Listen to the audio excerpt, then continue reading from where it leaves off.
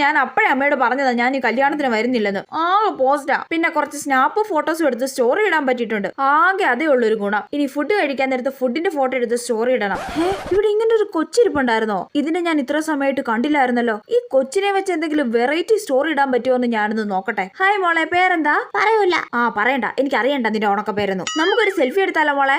എടുക്കാം. അവക്ക് പേര് പറയാൻ പറ്റത്തില്ല. സെൽഫി എടുക്കാൻ ഭയങ്കര ഉഷാറാ. Smile please.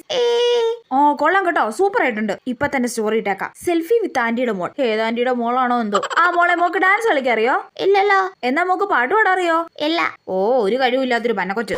മോളെ, നമുക്ക് എന്താ പിന്നെ ഒരു റീൽസ് എടുത്താലോ? എടുക്കാം. അത് മതി. ഇത് ഞാൻ തകർക്കും.